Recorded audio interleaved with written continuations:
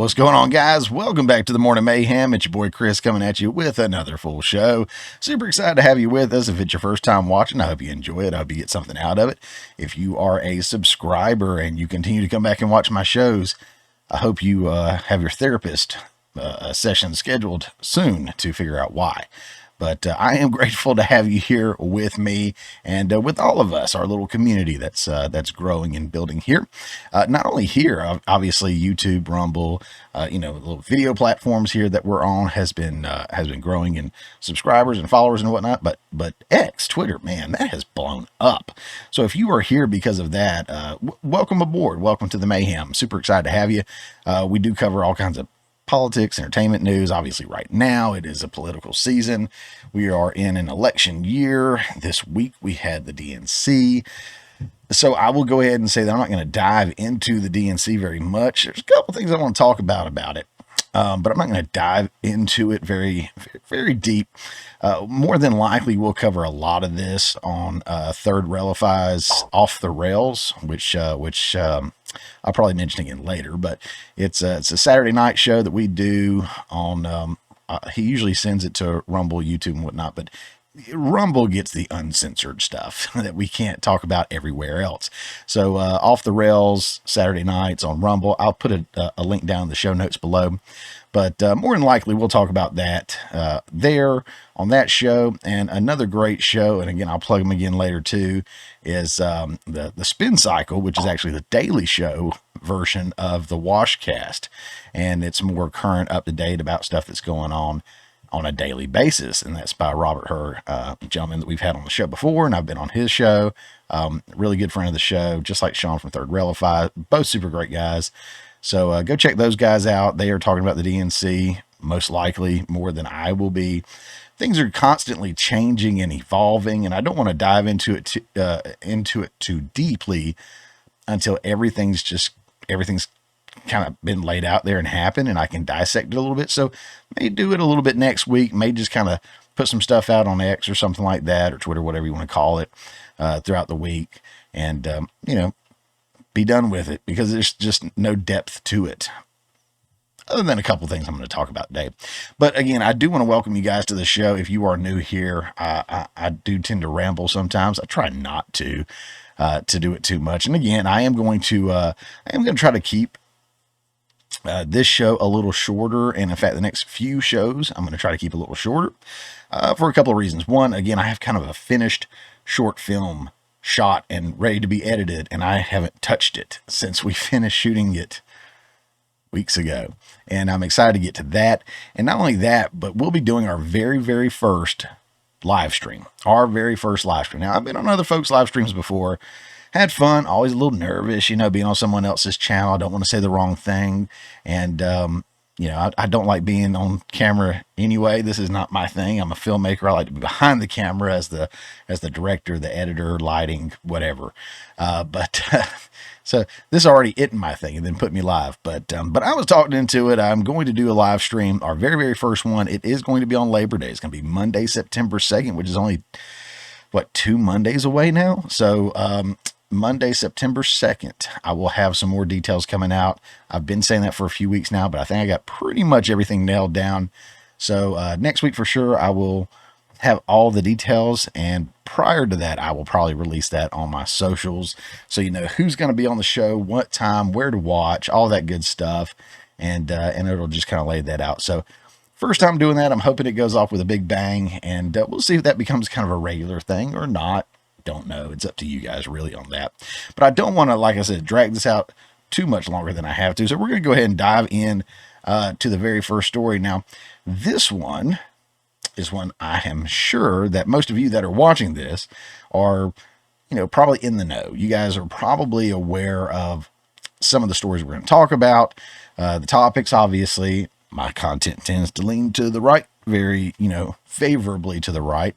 Even though I do always try to have receipts, I try to back everything up, and I always make my sources available. So anytime you see me pull up an article, statistics, a video, or anything like that, I always put a link to whatever I'm using down in the show notes below. So you can fact check me, and you can hold me accountable, make sure I'm not doing anything out of sorts or taking stuff out of context or anything like that.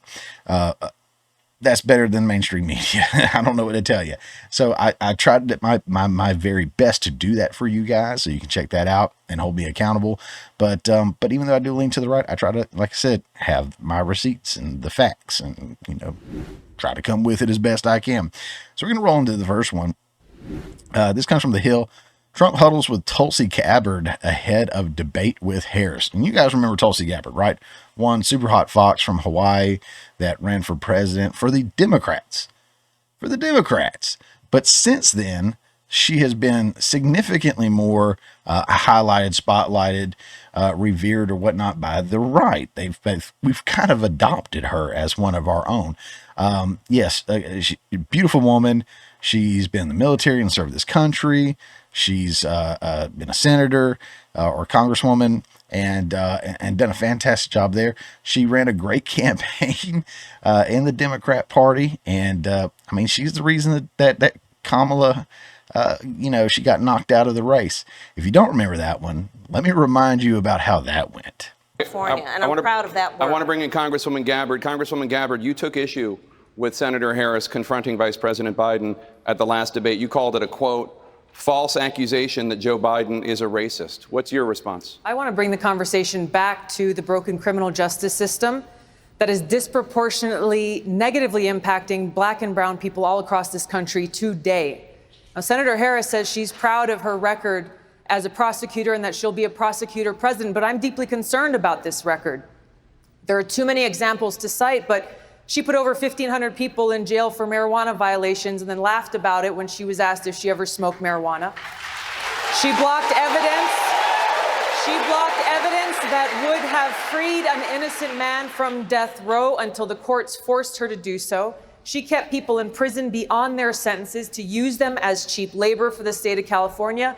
And she fought to keep cash bail system in place that impacts poor people in the worst kind of way. Thank you, Congresswoman. Senator Harris, your response.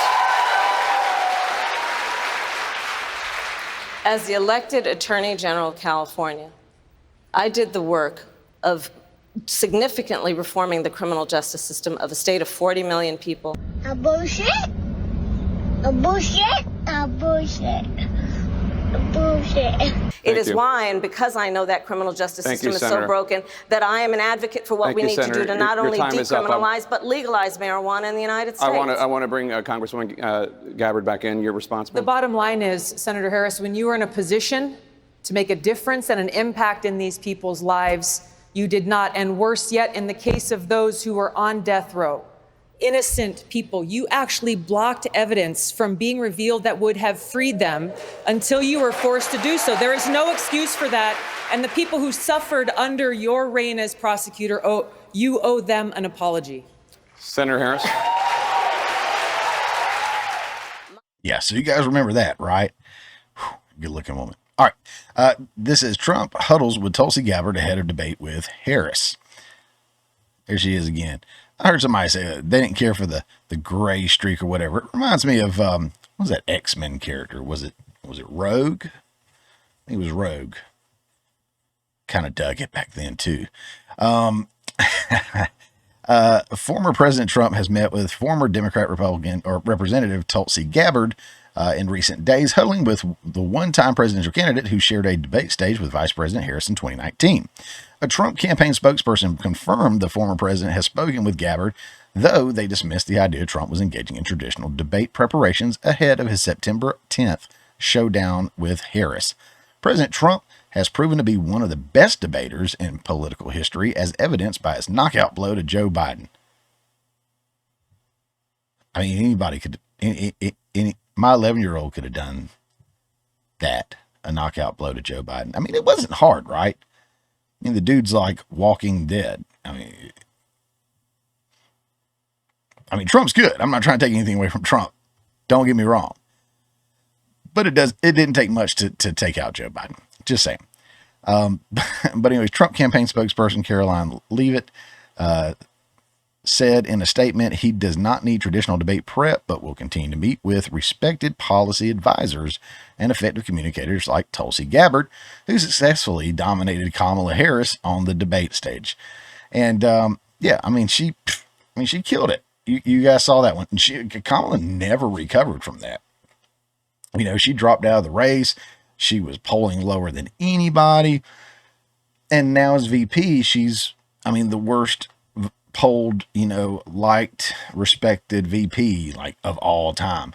But yet now, again, I'm not going to go into the DNC. I'm not going to do it. But if you watch it, man, they are praising her like she is the second coming, which I will say to a degree she is. She is the second coming of Barack Obama, or at least that's what they're trying to do with her. She's not as much of a smooth talker as Barack. She's not as sharp as Barack. But a lot of in fact, the artwork that was done, if I can find that and grab it in time, I will throw it up here. But there is some artwork that came out of her that was done by the same artist that did Barack Obama's, I want to say it was the Hope image that they did of him. And they're pushing joy as her slogan. So a lot of the same Obama people are pushing and working with her to kind of, you know, make it appear like she's the second coming of Obama. Here's the thing. Since Obama has been president, a lot of people have woken up. Not gotten woke, but woken up. A lot of black people specifically love the idea of having a black president in President Obama. In retrospect, they look back and say, you know what? He actually didn't do anything for us like he said he would. He didn't do anything for us like we thought he would. I don't care anything for the guy. And since then, we've also seen he has a little bit of a history dealing with some shady stuff. So he's not the squeaky clean person that we thought he was, or not we, but some folks thought he was when he was in office. So this may not be the best angle to go, you know, to try to paint Kamala Harris like Obama. It's definitely not good to try to link her to anything that Biden's done, but they'll get up there and suck at the teat of Biden saying he's the greatest of all time. He is the GOAT. The GOAT. The GOAT. He's not. I mean, he's done nothing. But they are up there just circle jerking away, celebrating the life, the service, the presidency of Joe Biden, who at this moment I think is on his like 200th vacation since being president. I think that's a pretty accurate number.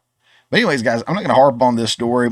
They got Tulsi Gabbard in the mix, and you know, kind of like round two, Tulsi and Kamala, right? But you know what? Good for Trump. Trump's going to get this one debate, probably the one and only debate, actually. I would be willing to bet this will be the only one, and he's got to come out swinging hard. He's got to knock her out, figuratively, of course, not literally. Democrats, there's a figuratively is a type of speech. You know, it's not always exactly what we say. Try telling that to the Democrats, but he's got to come out swinging. He's got to knock her out. He's got to knock her down and show him his boss. This may be his only opportunity to do that face to face with her. And of course, she's going to talk about feelings. He's going to talk about facts. He's going to stand on his politics and his platform, and she's going to stand on Trump bad, which again has pretty much been the DNC this whole week. But enough of this story. We're going to go on to the next one, which is still in the political field here. So I am covering several stories politically this show and not as much like pop culture entertainment stuff, which I don't really cover a ton of that stuff, you know, ratio wise. But I am planning again to kind of slow things down a little bit for the next few weeks to get my first live stream kicked off, to kind of play catch up with some of the film that I'm working on right now. So I will be doing some more reaction videos very soon. I haven't done those in a while, so I've got some more reviews, some reaction videos and whatnot that I've been promising for a while to do. I'll be having some of those coming out. And so I'm not going to spend a ton of time on a lot of these stories. So again, going to kind of jump to this one and jump on in and jump on out. I do want to preface the story with a little bit of a teaser of an episode of, it's a Tom Baleo channel, I guess, on YouTube. And RFK Jr.'s vice president pick, Shanahan. she went on the show and said something made people go, huh, I'm going to go into that. But before I do, here's what she said on the show. And I'm just going to kind of play that preview kind of intro to it. I will leave a link in the show notes below so you can go check out the whole thing. It is 57 minutes. We're definitely not going to spend that amount of time watching this, even though unfortunately you may spend that amount of time listening to me if you go from start to finish on this thing. Hopefully not today. But I do want to play the very opening because it kind of teases and sets up so much about their relationship with the Democrat Party. The DNC made that impossible for us. They have banned us, shadow banned us, kept us off stages, manipulated polls, used lawfare against us, sued us in every possible state. They've even planted insiders into our campaign to disrupt it and to create actual legal issues for us. I mean, the extent by which the sabotage they've unleashed upon us, it's mind-blowing. I mean, we're still learning new ways that they have sabotaged us. I really wanted a fair shot at this election, and I believed in the America that a little girl pledged an allegiance to. All right, so again, a link to the whole show in the show notes below. I do recommend it. There's a lot of bombs that get dropped in here, a lot of information. Of course, they dive into that some more, and they go into what I'm about to go into, which is, and this article, I just picked this particular one. No particular reason, I guess, but this is from The Guardian. And of course, you got RFK Jr., who is the presidential nominee for the Independent Party, right? Independent, it's not libertarian. No, I just had a brain fart. He's just independent. I don't know. Anyways, it says RFK Jr. considers dropping out to help Trump, running mate says. Nicole Shanahan says she, an independent 2024 candidate, could walk away and join forces with Donald Trump. Yeah, independent. I want to be very transparent with you guys, as I usually am. To be fair, I am right-leaning. I am conservative. I'm a Christian. I'm a family man. I believe in the Second Amendment. Obviously, the First Amendment is very, very important. And I believe that our rights come from God and not the government. And it is our job to control, head up, and to limit the government. And it's their job basically just to make sure that our rights are upheld and that we are, provided safety and security on a national level.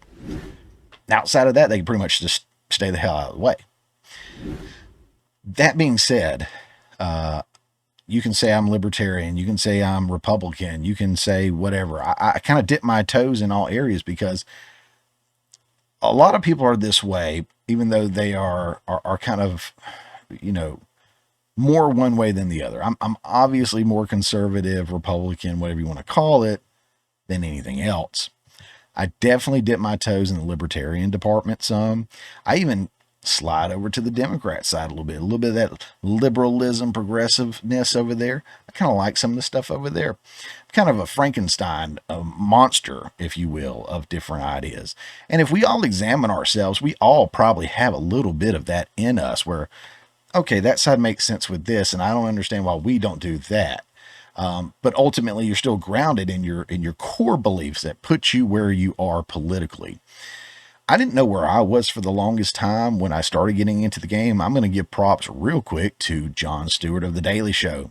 It was really him and The Daily Show that got me interested in politics and kind of woke me up to the fact that we all really need to be engaged and aware and conscious of what's going on. And I thank them for bringing it to the forefront. I don't always align with Jon Stewart. Most obviously, I don't always align with Jon Stewart, but we do align a lot on our views of like the mainstream media, politicians at large and how they play the game and stuff. So I say all that to say this. Right now, watching this video, you probably already know that I will be voting for Donald Trump. Pretty much don't even care who the vice president candidate is, right? Whether it's J.D. Vance or whether he went back to Pence or what, I couldn't care less. I am at a point where I've decided that I am voting for Donald Trump. Okay? You can click off if you want to. You can keep watching, up to you. Not telling you who to vote for. And if you want to vote for Kamala, you're still welcome here. Because unlike those guys that, like you heard, she said they were doing such dirty, rotten, terrible things to them. And you hear often, or I just talked about Tulsi Gabbard is hooking up with Trump to work on the debates. She's a Democrat, and she's been on Fox News lately. She's been working with the Trump campaign lately. You see more of these people finding a more friendly, welcoming environment on the right than you do the other way around. You don't see a lot of people on the right going to the left. You see a lot of people on the left going to the right. Unless they were just a rhino, a Republican in name only, then they often will align with Democrats, which not a huge loss for most of those particular people. I know one was on stage the other night for the DNC. He's just a rhino. He's a Democrat and, in a Republican suit or whatever you want to call it. But yeah, I'm voting for Trump. In 2020, I voted for Trump. Proudly voted for Trump. I was excited about 4 more years of a Trump presidency and what he brought to the table. Of course, we see now that didn't work out for one reason or another. But in 2016, I did not vote for him. Again, I believe in being very transparent with you guys. I did not vote for him in 2016. I did not like him. I didn't like a lot of how he acted. I didn't like a lot of what he said. I didn't like his approach. I didn't, again, kind of as a conservative Christian guy here, I was like, just can't get with him. I don't like it. I don't like what he's doing. And I did not vote for Hillary, though. I did vote third candidate. I voted for Libertarian Governor Gary Johnson. I proudly casted my vote for him. He had a fantastic record as governor, did great with finances there, with the economy, and I was hoping he would do that for the nation. I don't have any regrets about it, but yeah, I mean, this is a thing. There's a lot of people that are, going for the Libertarian, going for the Independent, going for the Green Party, because they don't like the 2 candidates that we have. A lot of people are saying that. But as other people have pointed out, we are at a point in this nation now where we don't have the luxury to have a third or fourth party running as a viable candidate. At this point, you are voting for someone as well as you're voting against someone else. And that's really the only reason I think, not that I think he got 81 million votes necessarily, but that's why I think Biden had so much support last time, was not because people wanted Biden, but people did not want Trump. Why? Mainstream media, COVID, various reasons. Honestly, I don't think they were being honest with themselves, but they can speak to that. I can't.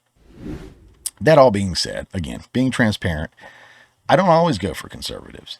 If this was somebody other than Trump, I don't know. Mitt Romney, I wouldn't vote for Mitt Romney to save my life. When he ran against Barack Obama, I think I voted for Gary Johnson then. I think he was running. Couldn't vote for Barack, couldn't vote for Romney. What do? You still got to sleep at night, right? And you try to sleep with a good conscience. But again, like many had pointed out when Joe Rogan said he liked RFK, or when Kyle Rittenhouse said he wasn't going to vote for Trump, a lot of people came out, and I think that we as a people, we're definitely too rough on these guys. People are allowed to vote for who they want to and support who they want to.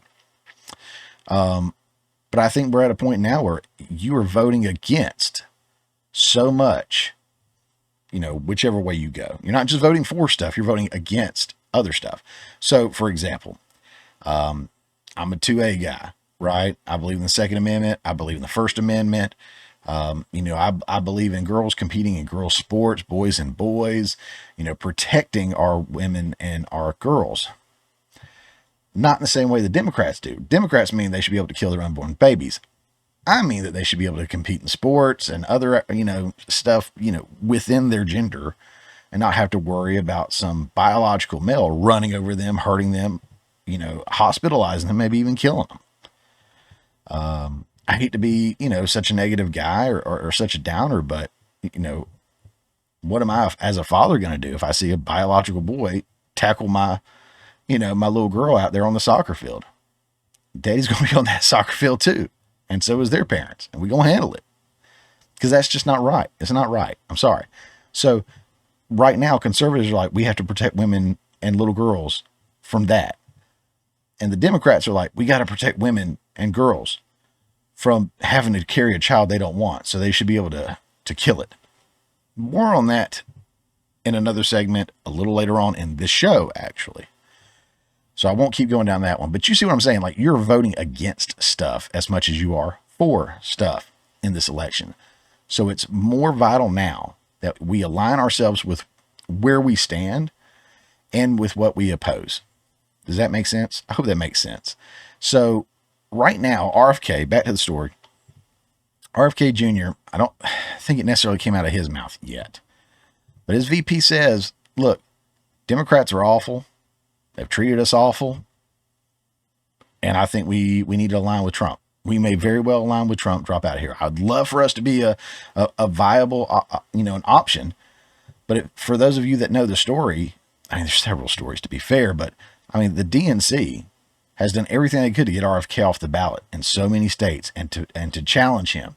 They were putting these deadlines out there that you have to have your VP pick at a certain date, or else you can't be on these certain ballots, and you have to jump through these hoops. And I mean, they have done everything, and everyone's kept him off the stage. And Trump's come to his defense. Who would you align with? If you're going to drop your candidacy, right, your bid for presidency, who would you align with? I mean, I think they're making the right call here. Now, it's not official yet, but right here at AP News, it does say RFK Jr. to speak Friday, fueling speculation he could drop out and support Trump. Now, I don't know what his polling is like right now, to be fair. I don't know if I really trust any of the numbers out there because they're always so off, especially when Trump is in the mix. But right here, I mean, if you're talking about 1%, maybe even 2%, of the vote, and I say it up to 2% because I think he is a more popular third-party candidate than any that we've had lately, to be fair. And then when you got Joe Rogan, by far the largest streamer out there, saying that he really likes this guy, how many people are getting behind him too? So he could have 1%, 2%. I mean, it could be wild. It could be up to 3%. And that's not sarcasm. That's huge for a third-party candidate. Even if he just carried 1%, 2%, and that went over to Trump, that could be huge for Trump, especially in the big cities, especially where it matters most. In small town America, probably wouldn't make a difference. Trump's going to win a lot of that, if not most, if not all. But it's those big cities that carry so many electoral votes in these states, in these, bluish, purplish states, even though a good portion of the state's red, those big cities are blue. Right? Look at my state, Georgia. We are a primarily red state. But if you look at Macon, it's blue. If you look at Savannah, probably blue. Columbus, probably blue.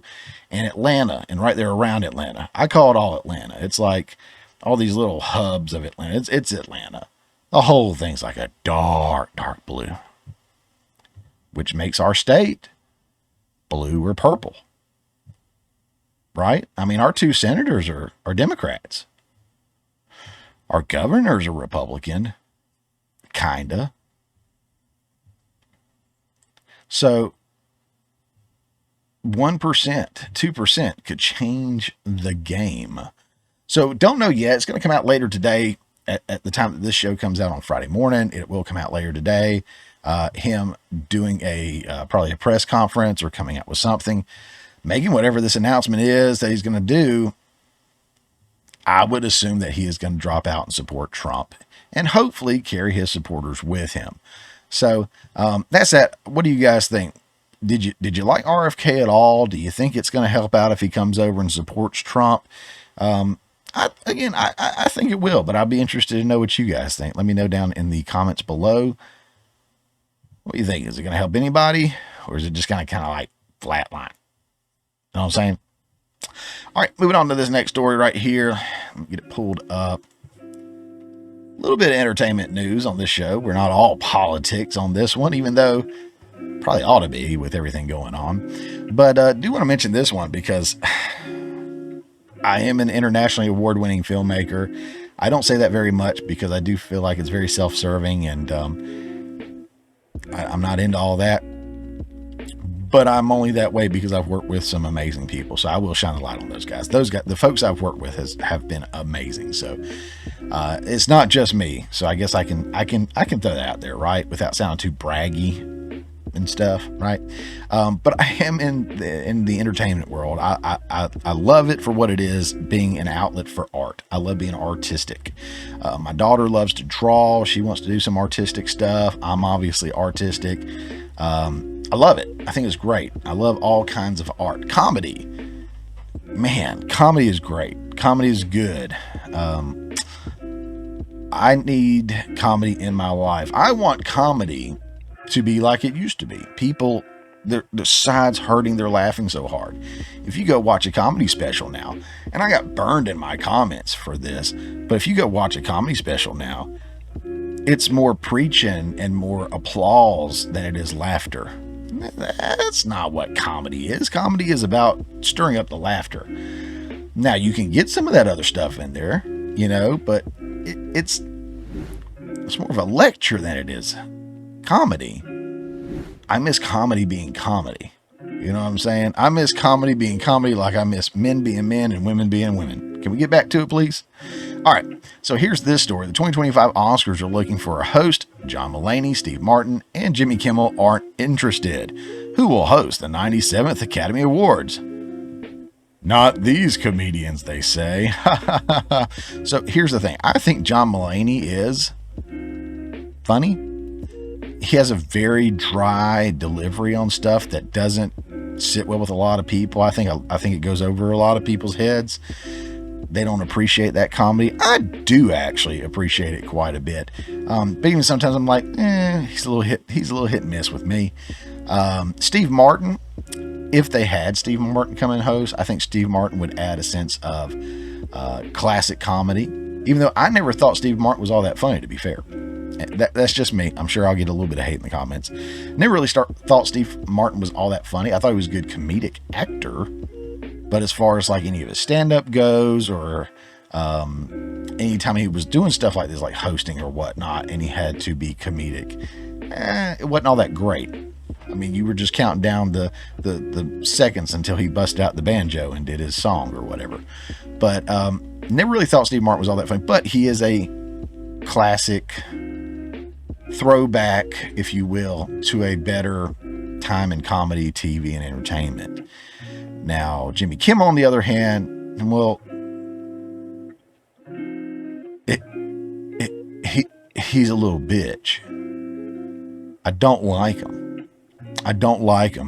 2 or 3, I think, segments I've done over him. I can't remember. You can go back on my channel and look, but I think I've done like 2 or 3 shows or segments on Jimmy Kimmel, and they were both very highly viewed and not well received. His audience, boy, I tell you, his audience came out in the comment section big time, supported him, hated me, tore me to shreds.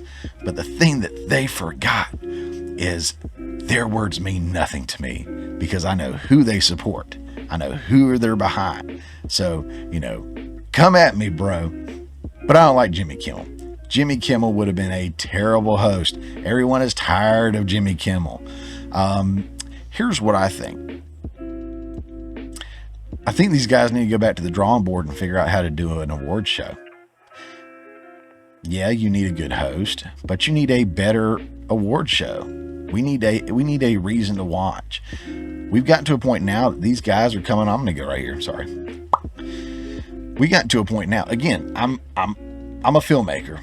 It has been my dream for years to get to a point where I can walk on a stage, you know, and win an award. Ladies and gentlemen, the Oscar goes to Chris Hall. how awesome would that be? You know, I've put myself to sleep at night with that thought in my head. And, you know, over time, it has meant less and less to me for two reasons. One, because I see who gets these awards, what they've accomplished, what they've done, and I don't know how they get the awards. I really don't. And then the other reason is, as much as it would have been an honor back in the day, I don't care for it as much anymore. I'm really more excited about just making the art.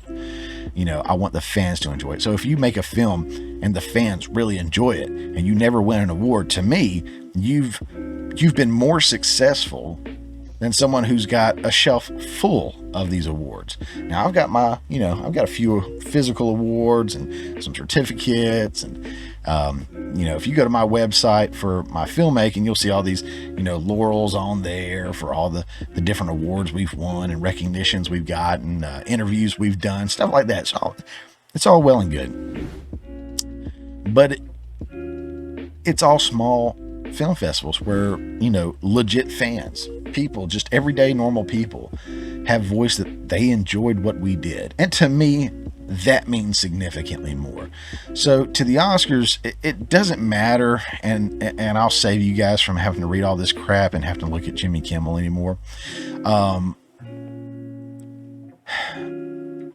But to me, Hollywood has been so out of touch for so long, and the award shows are a prime example.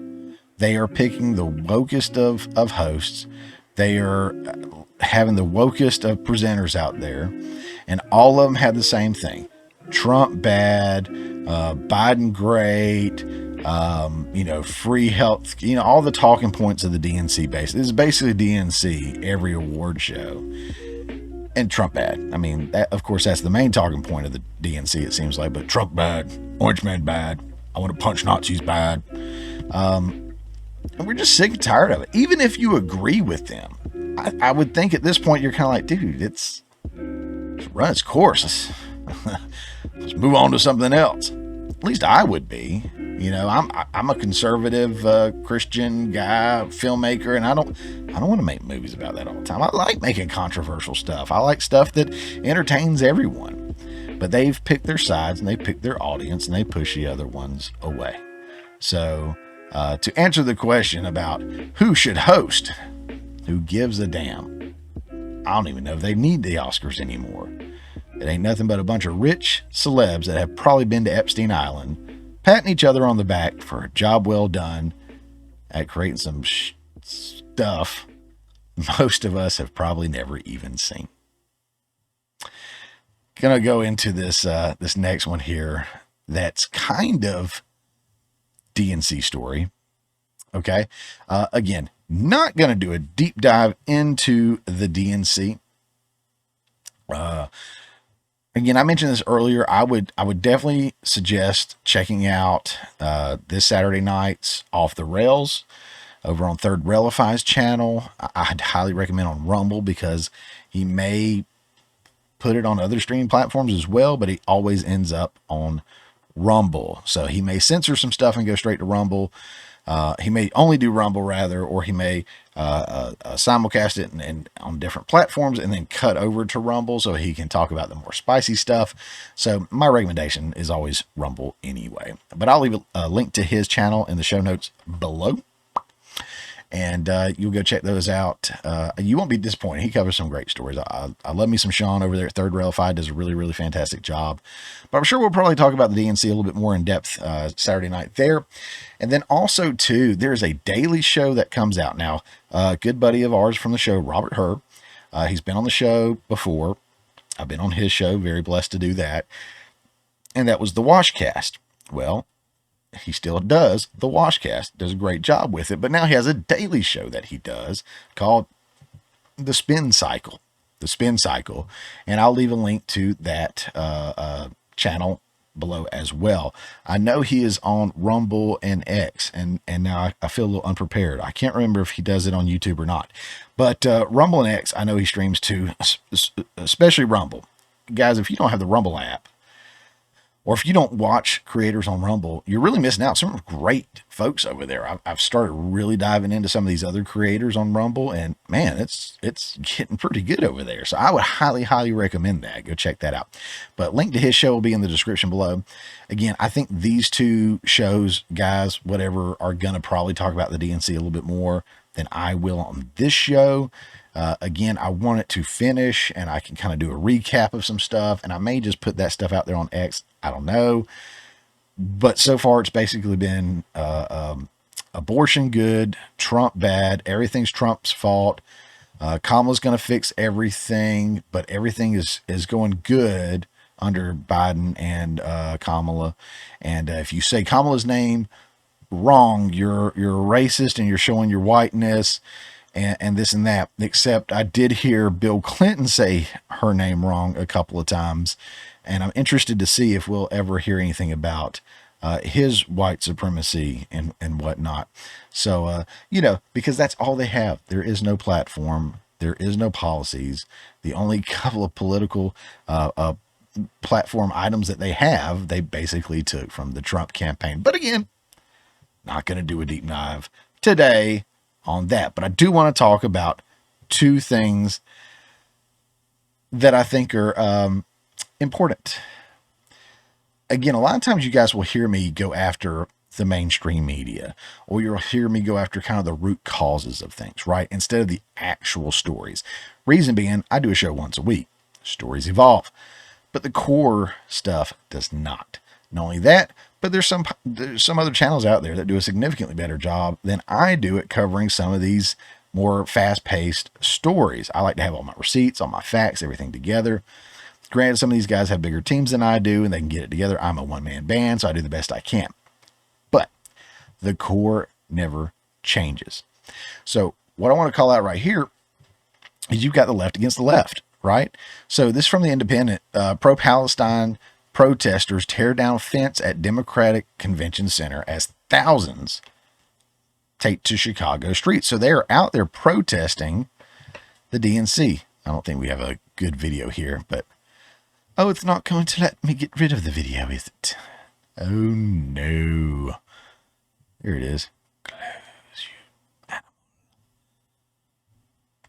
Close. Ha ha ha ha. There we go. That's what I want to see. I mean, not really what I want to see.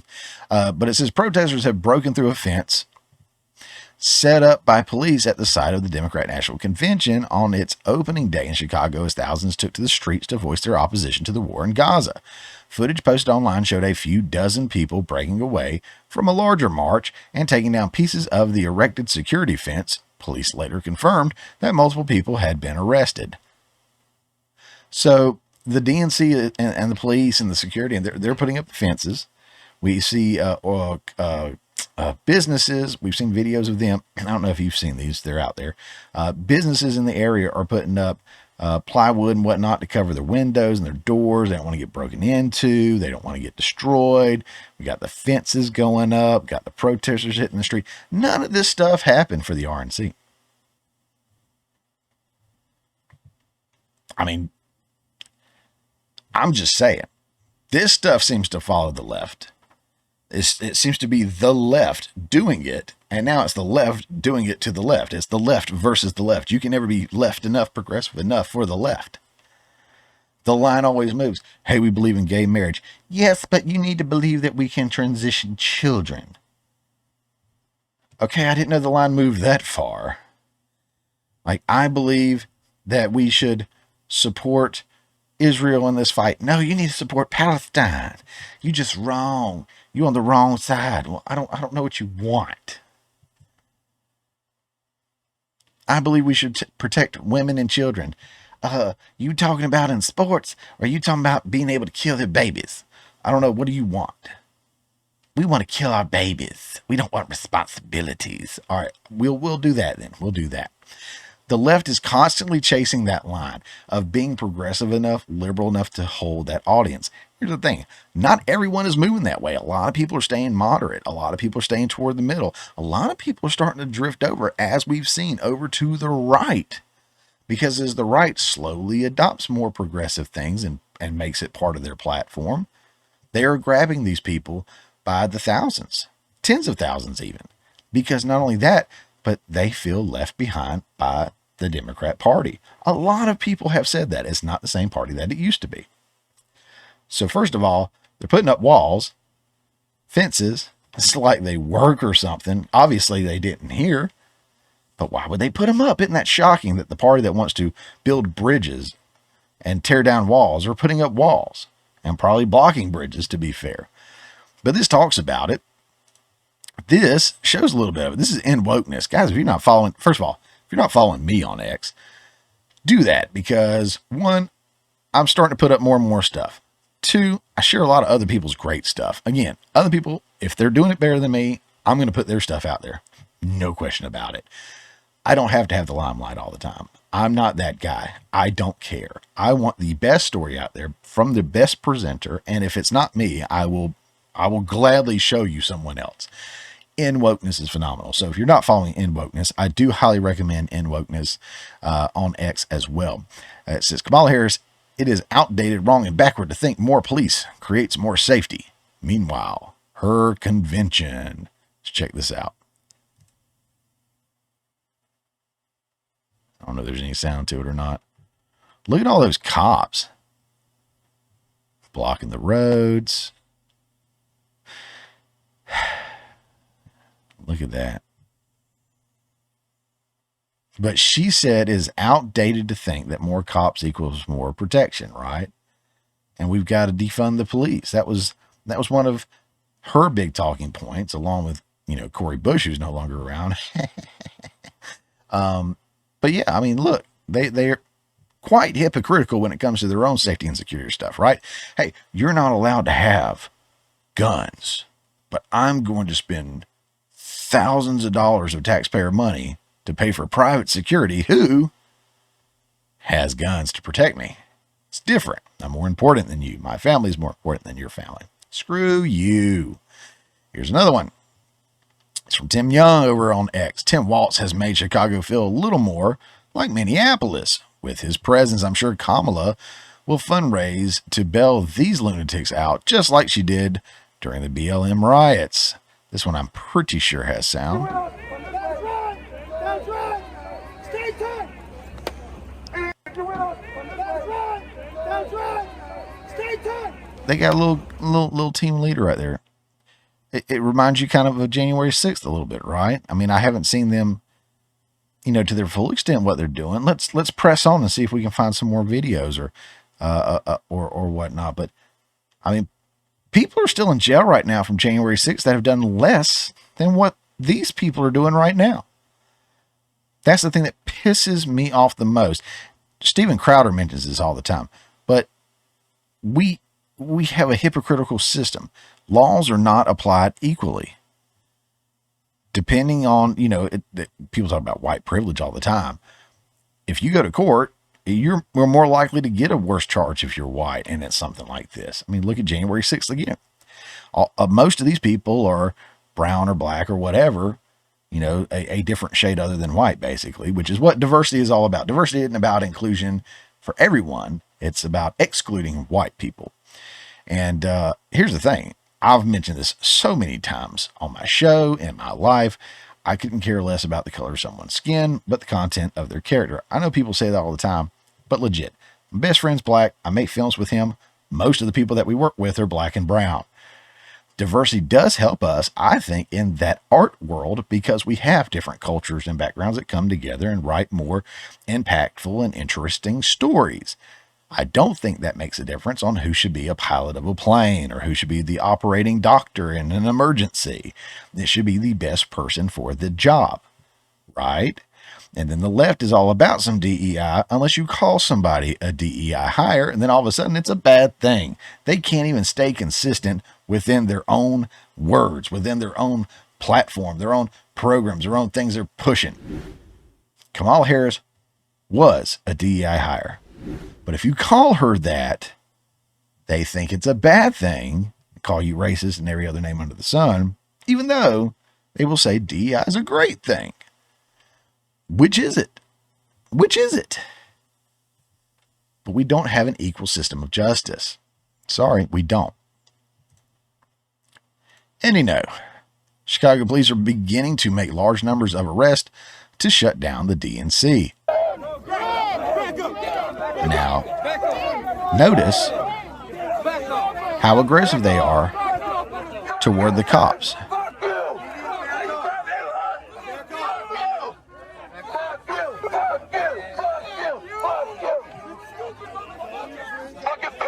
I probably should have a content warning here. I didn't remember playing through all of these and hearing all of that, but there's been a lot of that, so I'm not going to censor it. I'm sorry, I'm just not. If it offends you, good.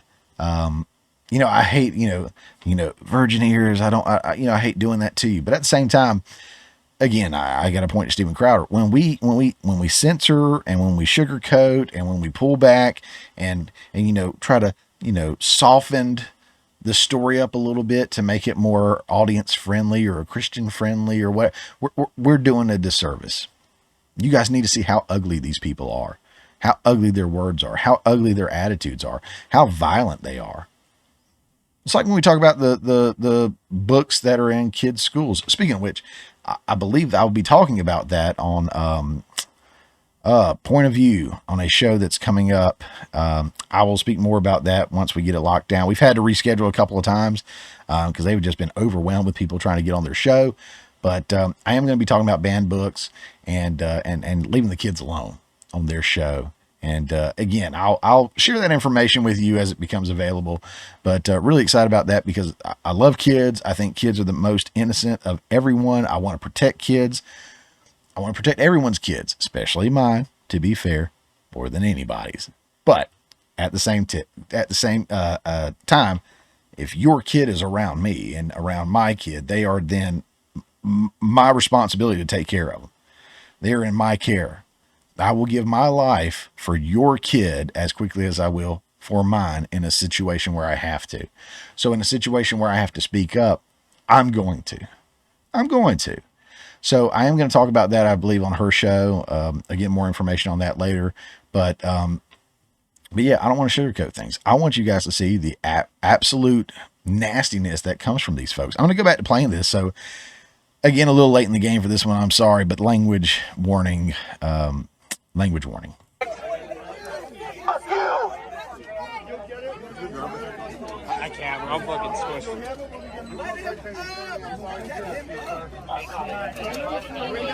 Let him up. Let him up. He did nothing wrong. He probably hit a cop, or he probably, broke something or destroyed personal property or whatever. Probably didn't arrest him for nothing. With all those people there, I'm sure there were some crimes broken. See if there's anything else here interesting before we go on to the next one.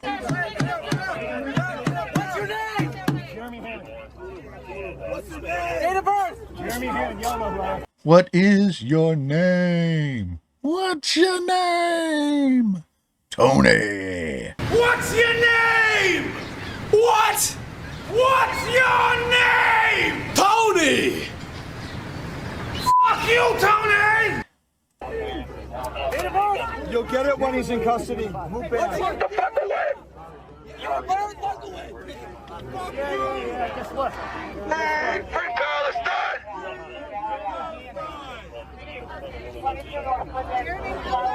All right, that's probably enough of that one. We're going to move on. These people don't even know what Palestine is.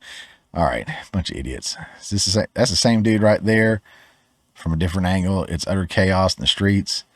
I feel like I saw some fighting.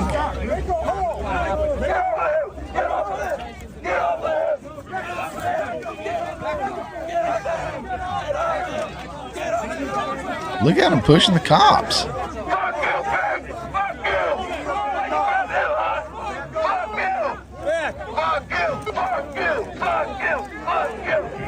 But that's all they got. They got this. I'm gonna cuss at the cops. I'm gonna block the streets off.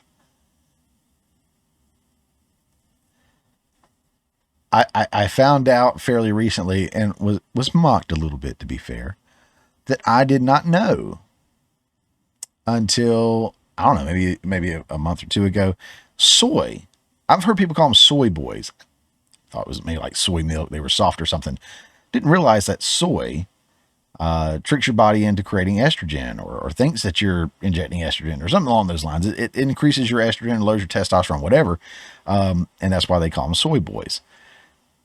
These guys, I mean, these are not manly men that are out here in these streets protesting. Yeah, we'll get into it in the next segment. I think they should have been giving out something else other than what they were. And I'll hopefully remember that when we get into the next segment. But yeah, these are not men. These are boys. Let him up. He didn't do anything. We're going to push you and punch you. And if you arrest us, we're the victim. They come from the Democrat Party. Remember that. It's all about being the victim. It doesn't matter what side you're on, right or wrong. If you are a victim, or you can play victim, then you're always on the right side, because you can always play the victim. And that's what it's about. I want to be the biggest victim in the bunch. Yay, I win the victim award. That's what they do. That's all they care about. Last one, I believe. This is another one from Andy No. Now look, I am going to say something very controversial right now, and I know you guys are like, sure you are. I am. I'm gonna go right here before I go back to it, because I want to be clippable. I want people to be able to hold me accountable for what I say. Remember that if you do hear a clip of me out of context, again, back to Steven Crowder, if you play the video another 15, 30 seconds, or rewind it 15, 30 seconds, you'll probably get it in context, and it probably changes what I'm saying. That being said, I want to make this abundantly clear. I believe in free speech. I believe in your right to protest. I don't think that should be limited. I don't. Not by the government. I think the government should stay out of it and allow you to say what you want to legally. And for the most part, we can, right? These platforms, be it X or Facebook or Twitter or whatever, they may have some censorship that they put out there. But overall, the federal government should allow you to have free speech, right? Here are some extremes, but I want to break it down. I believe in free speech so much that you should legally be allowed to say, and when I say you,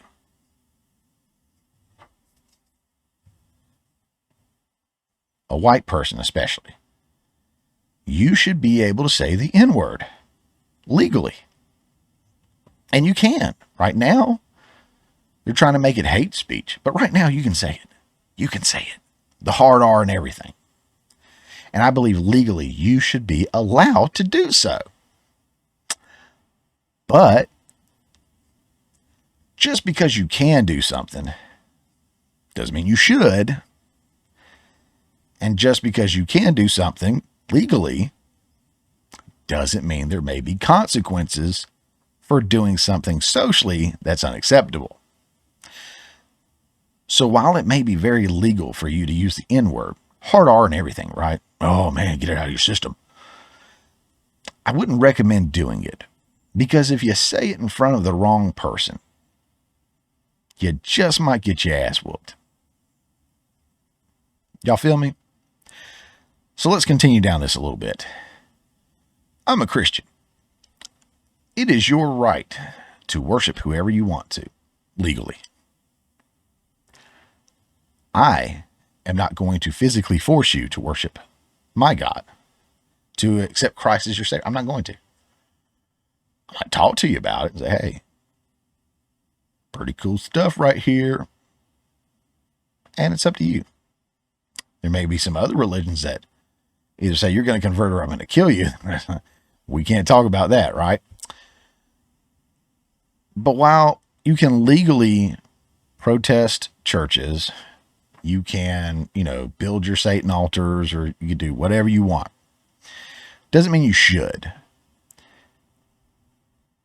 As a Christian, if I were to see something just so over the top mocked or whatever, I would rather be judged by my peers in court than judged by my God in heaven as to why I didn't do something when I should have. So remember that. another thing to point out, which takes us here. I think you have the right to burn the American flag. And I know a lot of people, especially on my side, will disagree with me on this. I do think legally you should have the right to burn the American flag because it's a right to protest. That being said, I believe you also take the risk of getting your ass whooped. And I think there's a lot of patriots out there that, again, would rather, face a jury instead of face their friends and family and their other countrymen and their grandparents who fought or supported their spouse that fought or whatever for this country, as to why they didn't do something to support and defend the integrity and the respect of our nation's, greatest symbol of our flag. So I'm going to play this video real quick, and somebody does try to do something, but I've got something else to point out too in here.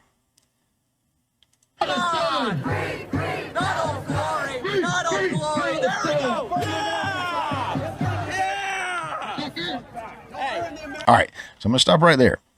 We're going to keep going. They tried to burn the American flag. This dude jumped in. Don't know who the guy is, but he looks bigger than all the other people running up to him. He looks bigger, better in shape, and could probably do something if he wanted to. I'm just saying, he probably could. And I even heard somebody in the audience like, "Not Old Glory. There you go, get him, yeah." And he jumped in there. They were all applauding him and stuff. He is the only one that tried to stop him. More on that in a second. It's our country. It's our country. Don't burn the American flag. Burn it down. Burn it down. You guys are the enemy. Don't burn the flag. I don't care what you say. And he gets pulled away. Fuck yeah, baby.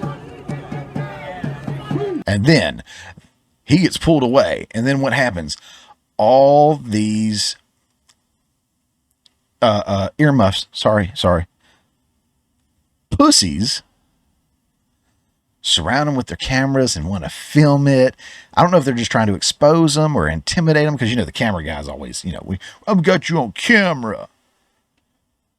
I'm not condoning violence, but I'm saying that I would have stopped that flag from being burnt if it were me. I am the grandson of an Army veteran that fought in the Korean War. I'm an Eagle Scout, and I love this country. It is not perfect. It is not perfect by a long shot, but I love this country, and I will defend this country from, threats, foreign or domestic. So that little soy boy was, F you, man. F this country, man. We're going to burn it down, man. There's a really good chance he would have had to eat out of a straw when I got through with him. For a little while. You don't get in my face. You're not going to burn our nation's flag in front of me. You kidding me? And look at all these other people just getting around watching. But I get it. I get it to a degree. Because they know that in the court of opinion, they would be in the wrong for stepping in and doing something. The protesters that are out there, they could be burning down buildings. They could be destroying property. They could be hurting people. Burning American flags. Saying that they hate this country. They're going to burn it to the ground. Make all kinds of terroristic threats. And for whatever reason, maybe it's the victimhood thing, I don't know, the court of public opinion will always side with them. I know it sounds crazy, doesn't it? It sounds crazy to you because you have common sense. It sounds crazy to you because you watch shows like mine. You probably watch Louder with Crowder, The Quartering. Gosh, so many good channels out there.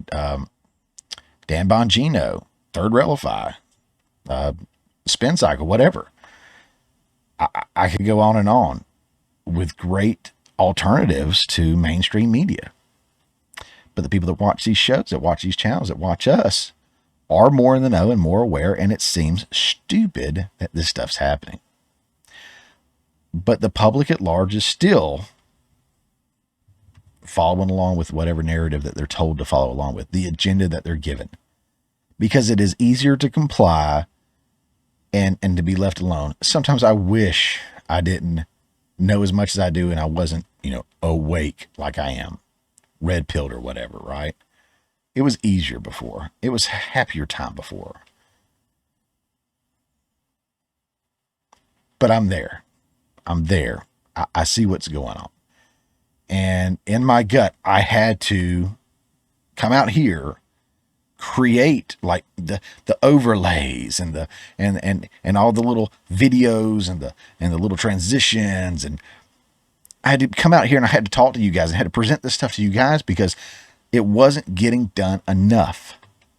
And even if there were 30, 40, 50, 60, 100 other shows out there, that's still not enough to go against mainstream media. I said, they need another one. You know what? We need more. The more this keeps getting put out there, the more we will awaken and reprogram people that have been programmed to buy this crap. Hopefully we'll stir up men to be men again. Patriots to be patriots. People to be proud of a country. Hopefully take back our country so you got something to be proud of. I can go on and on this particular topic, but guys, we see the DNC is, Democrat Party in general is chaos. They're fighting amongst themselves. They're fighting against this country. Aside from me not understanding how anybody can support them at this point, I don't see how anybody can watch this kind of stuff and be okay with it, whether it's breaking down the walls, rioting and protesting in the streets, assaulting police officers, fully armed police officers, which is probably not a smart thing to do, or burning the flag of the nation that has given you so much, so many freedoms, so many rights, the ability to enjoy the pursuit of happiness, and this is what you've done with it.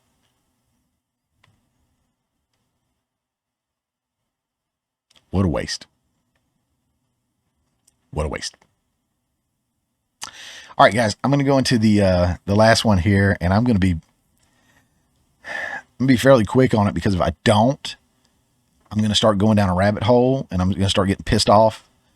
And this is going to kind of close out my discussion, not just for the show, obviously, today, but it's going to close out my kind of talking about the DNC right now.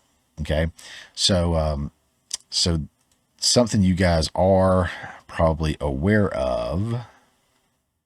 Yeah. I saw it on X, Twitter, whatever you want to call it. They were saying, oh man, they're giving out free abortions and vasectomies at the DNC. I've seen a lot of people sharing that. I also see a lot of people sharing stuff that's just not true. So I said, I'm gonna go out there and just see, is this true? Boy, I tell you what, it didn't take me long to figure out it was. Here's PolitiFact saying, are Democrats offering free abortions and vasectomies at their Chicago convention? Now, I want to point out something to you. PolitiFact, Snopes, all these guys, they're full of shit. Again, sorry for the language, but I am pissed off. They are full of it. Okay, here's why. When they word the question that's being, or the statement that's being questioned, they will always throw in this caveat to be able to say, oh, well, it's not true. Well, why isn't this true? This is actually happening. Well, it's not the Democratic National Convention that's offering it. It's not the Democrats that are offering it. I guarantee you the people doing it are Democrats, so that would still kind of go against what they're saying. But they go on to say, again, are Democrats offering free abortions and vasectomies at their Chicago convention? Remember the wording on this. It's not, is this happening at the DNC? It's, are the Democrats offering it? That is the game, the wordplay on this. That's the game they play, though, is the wordplay. I don't want to mix the two. I'm kind of starting to. The gameplay, wordplay. What? That's the game they play is wordplay. Okay? They always do that. When we talk about illegal immigrants, they always say, oh, they don't like immigrants. It's word play. They know what they're doing. They're really good at this because of who they worship, but that's a whole nother topic. So Planned Parenthood, right? They're the ones behind this. If your time is short, and it is going to be, because we're going to look at a couple of things. And again, I don't want to spend too much time on this and get even more pissed. I am pro-life, by the way. This kind of stuff pisses me off. In fact, I do have an interview coming up. Hopefully, we did have to reschedule that one. But I do have someone from Save the Storks coming on the show, and we are going to be talking about some pro-life stuff. And in fact, this has kind of motivated me to go ahead and make sure I reschedule that, because this is just disgusting to me. And if you have a soul, it's probably disgusting to you too. It says, if your time is short, the Democratic National Convention is not offering free abortions. Remember that. The Democratic National Convention. What did I just say? That's the wordplay, right? A Planned Parenthood branch is providing free medication, abortion, and vasectomies by appointment only through a mobile health clinic. Where? In Chicago, at the same time as the convention, but it's not part of the DNC's program. Word play. If you don't think that was coordinated, if you don't think that was an attack that was done on purpose, you're off your rocker. They knew what they were doing. Guarantee they had to have a permit to be out there. And with the DNC coming, you think that anybody can just get a permit to be out there? Come on. Come on. Come on. You got the current president out there, the last president, Democratic president before him out there, the last Democrat president before him out there, their families. You got the current presidential nominee out there, and somebody's just going to come set up a bus? Nah, this is coordinated. This is coordinated. The DNC website does not list Planned Parenthood as a partner. Which, let me say, screw you to that one too. The United States government, through our tax dollars, helps fund Planned Parenthood. I pulled up this visual a couple of weeks ago. Planned Parenthood then makes huge donations back to our government, but they only do it to one particular political party. I'll let you guess who that is. That's right, kids. The Democrat Party. You see, they take all of our tax dollars, Republicans, Democrats, non-voters, whoever. That all goes into a pot that then gets divvied up between all these stupid programs we have, one of which is funding Planned Parenthood. And then Planned Parenthood makes sizable donations to the Democrat Party. Some may say that's money laundering at the highest level. But those people get killeried off. I mean, they something, they get silenced. Let's go over here. It's from the 19th News. Never heard of them, but I like the way they present the story. Not really, but I mean, the verbiage that I want to work with is here. How about that? So I don't know if these guys are right-leaning, left-leaning. I'm assuming they're left-leaning based off of the entire verbiage of it, but you'll see what I mean in a second. So here's why Planned Parenthood offered free abortion pills and vasectomies outside the DNC. Organizers say the 2-day pop-up clinic in Chicago spotlighted the ongoing need for, wait for it, reproductive health care in the Midwest following the erosion of federal abortion protections. Tell me how those two things are related. Reproductive health care and abortion protection, abortion rights. One is about reproducing, and the other's murder. It's almost the opposite. Like, one's to create life, and the other is to take life.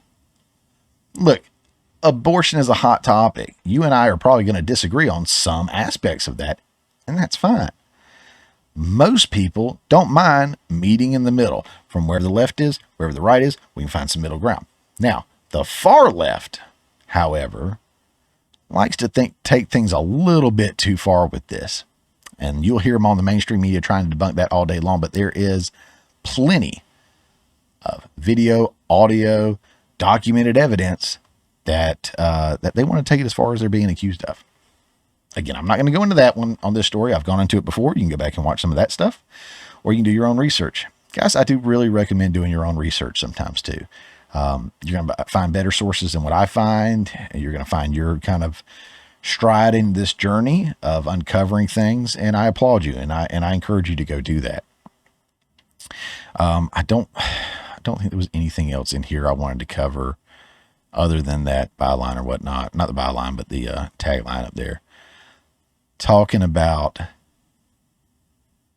federal abortion protections are gone, reproductive health care. And I will say at the DNC, most of what's been going on at the DNC has been Trump bad, women's rights to abort their unborn babies good. And then they say that Trump outlawed abortions. Trump didn't have anything to do with it. The Supreme Court overturned Roe v. Wade. Now, Trump said he had something to do with it in the sense of putting the right justices up there because he thought it was a bad law. And it was. 100%. Even people that are pro Roe v. Wade or what it did, there's a lot of people that are like, yeah, it kind of wasn't great. You know what it did? It turned it back over to the states where you have legitimately more say than ever before. So if there's enough of you baby killers out there that want to pass laws that allow you to do it, you're going to get those on the books. And if there's not, then you don't. You know, supply demand, baby. If you don't like what your state's putting out, go to another one. That's what we used to be. We are a convention of states, 50 states, United States of America, right? The states have the ability to make their own laws and apply them how they want. That don't take away from our federal or God-given rights. I mean, I'd love to see a day that we never have another abortion again, and there's never a need to. You know, you think about the exceptions that we have. I'd love for those things to never happen again. But we don't live in that world. So we either outlaw it all, we make exceptions for some, or maybe we try to go out there and we find better methods of dealing with these things. I think there can be a happy ground where there's exceptions here and there, and we do try to go out there and provide care. Again, I'm gonna hopefully here in the next few weeks talk with Save the Storks, and that's what they do. They provide alternatives. They take care of the mothers. People are like, y'all never care about the mothers. Yeah, there's plenty of organizations that do. Save the Storks is one of them. They supply baby products, diapers, formula, stuff like that. Show parents how to care for their child. Some of those folks even work with like adoption and fostering and stuff like that. Their main goal is to take care of these people, the child and the mother or the families. But the mainstream media will have you believe that they don't care. You just want to bring more babies in this world. You want people to suffer. Well, and you want to avoid responsibility by killing them. You want to use this as birth control. Again, I may lose some of you guys on this argument. I don't know, but I am an extreme pro-lifer, and I have my wife to kind of thank for that because she and I have had some really in-depth conversations, and even stuff that I was like, well, she's like, think about it.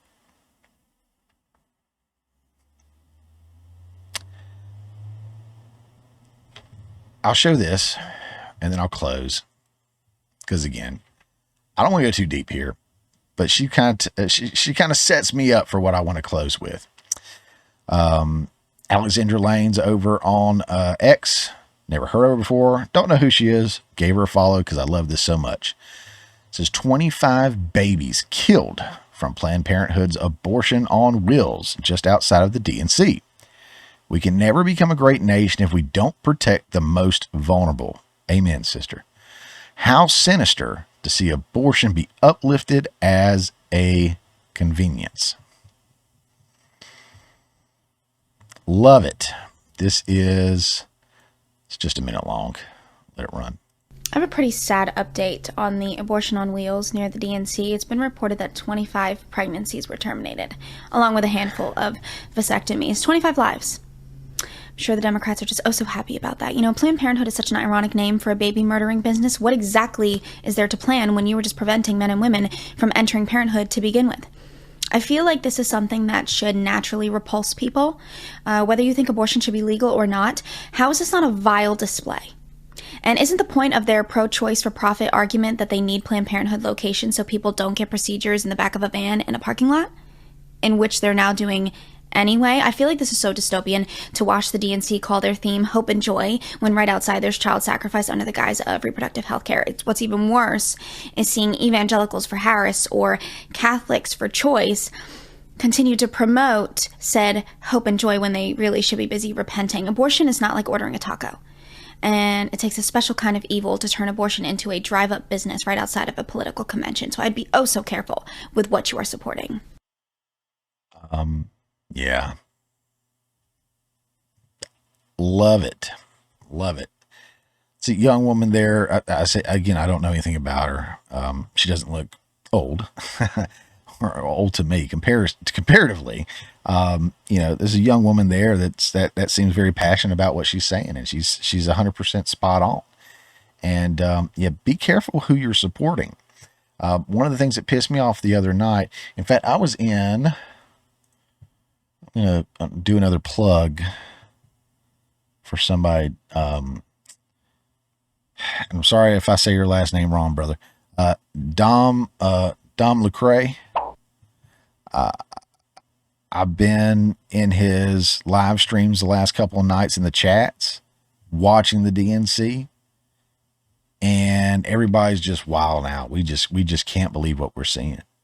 That's where I've been watching it. I'm not trying to watch it on any of these other channels, but I watch it on there and interact with a bunch of patriots, black, white, brown, yellow, green, gay, straight, northern, southern, whatever. It's everybody's in there.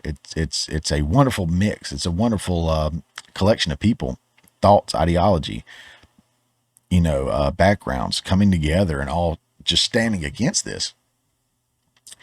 But the thing that really took me, I think, one of the things that took me is one of my senators, Raphael Warnock, who's a pro-choice pastor. Not only be a pro-choice pastor, but he talked about that at the DNC. He talked about women's rights. Then he quoted scripture from the Bible, but kind of forgot the one about thou shalt not kill. I have a hard time being a Christian in today's world and seeing other people that call themselves Christians act like that. Even some of you guys might do it, because I know I've done it as a Christian, and people that I love and care about have done, where we will take scripture out of context to apply it to what we want to in life. We take the news out of context. We take clips out of context. We've all done it at some point. And I'm not trying to make anybody feel bad about that, but we've done it, and we've got to stop. Because we can't take God's word or make God, our look like us and what we want. That is self. That's what self wants. And usually what self wants is not what God wants. And it hurts our feelings sometimes when we hear the stuff that we're doing being called out. It's not always fun, but it pissed me off to see a pastor go on stage and promote abortions. Man, and he's one of my senators. Boy, that irks me so much. I'm going to close with this last little thing. I'm not going to go into it because I'm not trying to get killer-read or anything like that. And some of you guys may already be aware of this. Some of you guys may not. Not Alex Jonesing it right now. But I will say, if you are ever interested in who is running this country, the things that are done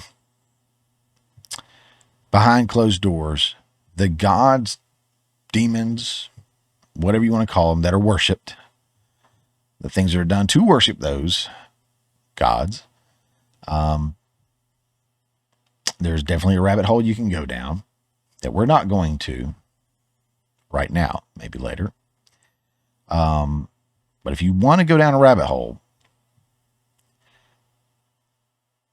check out the Bohemian Grove. Check out child sacrifices to Moloch. Check out the cremation of care ritual. Even just looking at this picture here from inside the Bohemian Grove, there are two familiar faces right here. Ronald Reagan, Richard Nixon. Again, I'm not going to go down that rabbit hole. Not with you right now. I can point to Alex Jones. I can point to Mark Dice. I may talk about this later on because I'm a big conspiracy theory guy anyway. But I will tell you that is a very deep and a very dark hole. Very deep, very dark hole. So don't go down that journey if you hadn't already. If you may not really want to completely invest yourself into it, you know, just engulf yourself in that world, because there's pure evil out there. And the God that they say they are worshiping and the God they keep referencing at the DNC, I really don't think that's the same God that I serve. These babies being aborted at the DNC, abortion on demand being so politicized from the DNC, is very reminiscent of child sacrifices to their God. Child sacrifices to Moloch, to Satan, whatever, whoever. I'm trying to figure out how far I want to go. A lot of the comments in the chat, people were awake about things and were mentioning how some of these people have looked like death for years and all of a sudden they look younger. They were commenting on how excited they were to talk about abortion. How much energy they seem to have at such an old age. Other things that kind of tie together. And then they mentioned something called, again, if you want to look into it, adrenochrome. Adrenochrome. If you want to look up that on your own.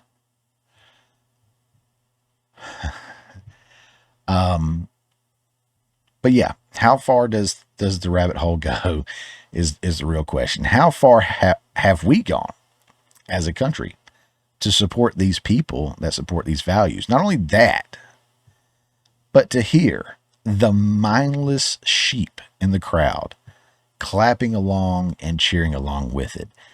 Then going on social media and seeing people that I love and care about and would take a bullet for repeating some of the same talking points. And I don't even mean like the anti-Trump stuff. That's fine. I get it. I mean, I think you're a little brainwashed on that too, but whatever. I get it. But to hear them, people that claim to know the Lord, pushing and celebrating things like that Planned Parenthood van, bus, whatever, abortion on wheels, as she called it, being out there at the DNC, celebrating that. I think it's disgusting. Again, I don't talk about my faith a ton on here, but it does say at the end times the world will consider evil good and good evil. I'm not an end times preacher or prophet or whatever. Just some dude, some redneck dude from Georgia, a little YouTube rumble show, whatever, making some movies every now and then. But this is evil, and we got a lot of people calling evil good and good evil. Think about that. Guys, that's the show. Again, I'm not going to dive into some of this stuff too deep. You are at liberty to go do it on your own. But I do hope you'll join me next week, which I will probably do an even shorter show next week, as will be the last one prior to my first live stream So probably only a couple of segments on that one. And again, probably some more reactions coming out to kind of fill the void. Again, about the live stream, don't forget to mark it on your calendars if you are interested. It will be our very, very first live stream, and it's going to be a good one. I really, really do believe so. It is going to be Monday, September 2nd, which is Labor Day. Okay, just coincidentally Labor Day. Didn't plan it that way necessarily, but did want to do it on a Monday evening, probably 9 p.m. Eastern time is what I'm thinking. Maybe 10 p.m. I don't know. Probably around 9 p.m. Eastern time, Monday, September 2nd. Already got a couple of great guests lined up. May grab a couple of more before it goes into promotion time for that. But gonna be prepping for that. So come back and check that out. If you like the show, consider liking, subscribing, following, sharing, you know, all that good fun stuff. And if you didn't like the show, I just appreciate you being here with me this long. But if you did like the show and you think I covered things that other people need to hear, I definitely encourage sharing it, because again, they're not going to get this stuff from mainstream media. They're just not. So be a good friend, share it with them, enlighten them, and don't forget too that this is the full show, and I will break down the segments into individual releases throughout the week. So they're a little bit more manageable. We call those morning nuggets. And they're a little bit more bite-sized pieces and manageable for people that don't like the long format stuff. So, you know, maybe grab one of those and send them to a friend and let them know, you know, what's really going on out there. With that said, guys, love you, mean it. So glad that you're here with me, and we'll see you on the next one. One time a guy handed me a picture of me. He said, here's a picture of me when I was younger. Every picture is of you when you were younger. Ain't that about time someone said that?